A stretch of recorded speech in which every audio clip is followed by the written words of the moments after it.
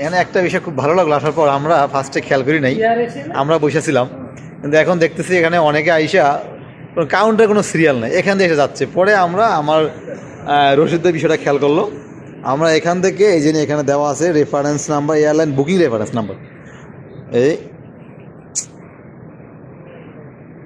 এখানে টিকিটের গায়ে দেওয়া আছে এয়ারলাইন বুকিং রেফারেন্স নাম্বার। এই রেফারেন্স নাম্বারটা আমরা মূলত এখানে দিয়ে দিলাম, এই যে এখন বাই দিচ্ছে। হ্যাঁ এটা এটা এটা এটা P5, হ্যাঁ দেন পুরোটা পি, আমি বলতে চাই দেন P1 না, আল্লাহ কিবোর্ড টিপেন না, এই পি, হ্যাঁ P5 M তারপর 2 Q F এই এখন কনফার্ম দিবেন, কনফার্ম আবার দেন P5 M তারপর 2 Q F আল্লাহ, এই কনফার্ম। এখন আমরা কনফার্ম করলাম, এখন then select all, select all, নাম আসছে বাইর, হ্যাঁ সিলেক্ট দেন, দিচ্ছেন, হ্যাঁ কনফার্ম দেন, কনফার্ম ওকে, নাম আইসা বললো, কনফার্ম দেন, হ্যাঁ ওকে হচ্ছে, হ্যাঁ আবার দেন কনফার্ম, ওকে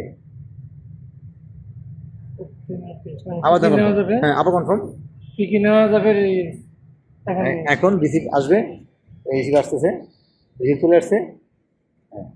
মজার বিষয়টা হলো আমরা যখন বের করলাম এখানে কি আসছে না কেন,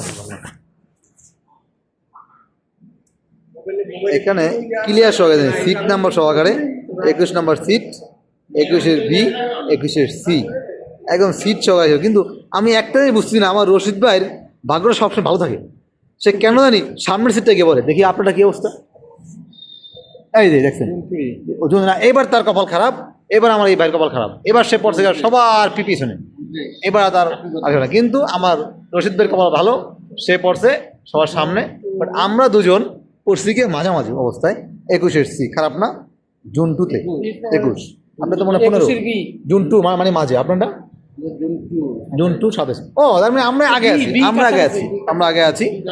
তো খুব ভালো লাগলো বিষয়টা, আমরা এতক্ষণ না বুঝে এই ঘন্টাখানেক সময় বসেছিলাম না, চেকিং খুলবে দেন তারপর আমরা যাবো। যাক, আপনারা যারা আসবেন, আশা করি এই মিসটা করবেন না আমাদের মতন, এখান থেকে দেখে চেকিং করে চলে যাবেন। Bye bye.